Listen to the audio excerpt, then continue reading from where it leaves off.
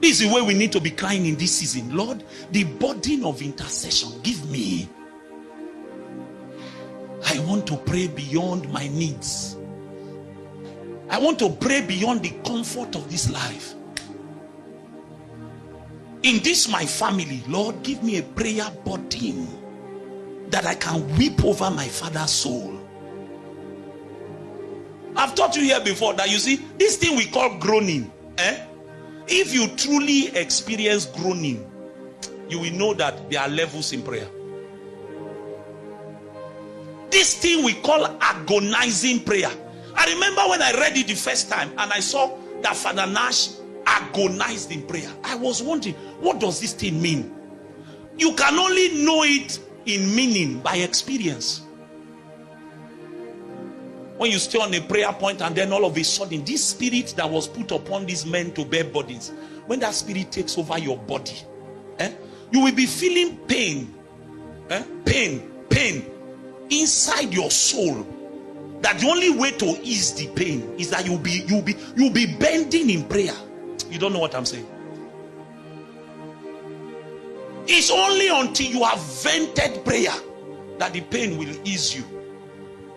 Have you prayed before that you are tempted to get up and there's pain from the crown of your head to the sole of your feet?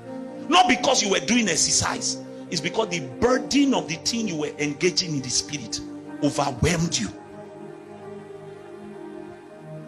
It's not something we can fake. And the reason I'm beginning here is that I feel many times that when we come to the tent, especially on Wednesday prayer meeting, we think we are just trying to fill up the space until Sunday. We don't understand the weight of the things that God is calling us into in this season. God doesn't have enough intercessors. He doesn't have enough. And so when a man chooses to sign up for intercession, there is great joy in heaven, great joy. That somebody has come to the realization that there is more to my Christian life than me. There is more. There is more. This is part of the reason I'm doing this series on priesthood, because I'm trying to prep us for the 120 days. I want you to go into it hungry. I want you to go into it angry. This spirit that rested on men, why will it not rest on me? Why is it that I've been born again 7 years, I'm still struggling to pray consistently every day? What is the problem? What is the problem?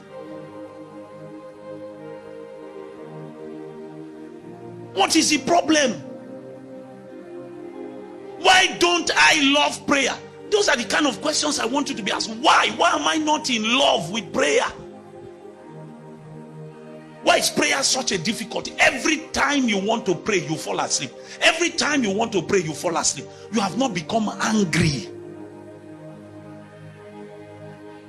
It has not become a burden.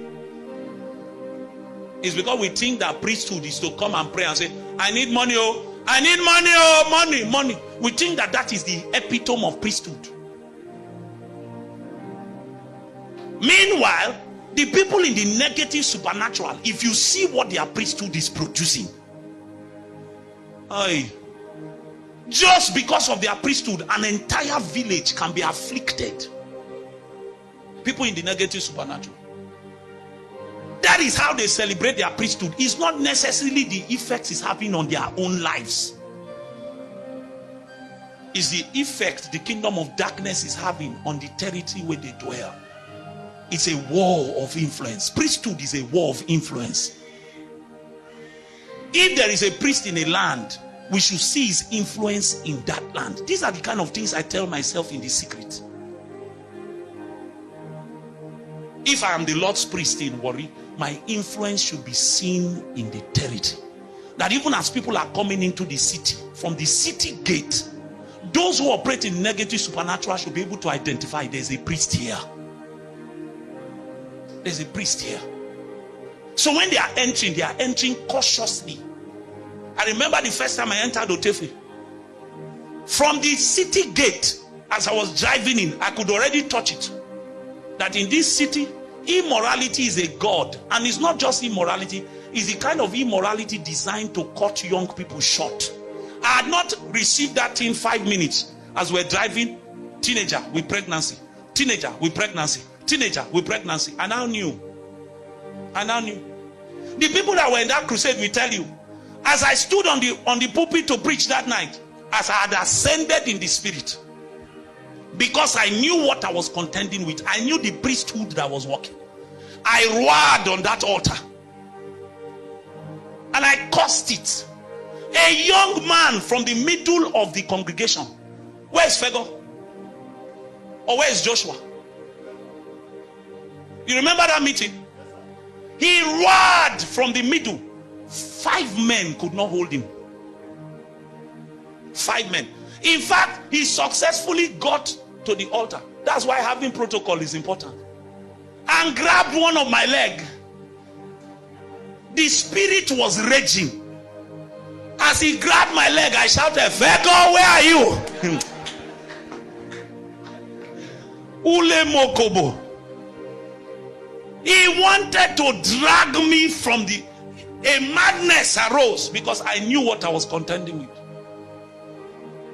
6 men, strong men, could not hold him. Could not hold him. You are in that family and you think that your prayer altar is just to receive breakthrough. You want to drive a car, you want to eat sardine. You want to go to ShopRite. I've not got to ShopRite in 2 weeks. ShopRite. Meanwhile, your younger sister is sleeping around. It's not a body. How do we live like this? I don't know how Satan did this thing. But I have begged God that before I die, before my time here is done, we will undo it. We will raise a generation of young people who their appearance alone will mean the deliverance of a territory. The deliverance of a people. They will begin to live with a consciousness so deep, so strong, that Satan will know that indeed the Lord's army has begun to rise.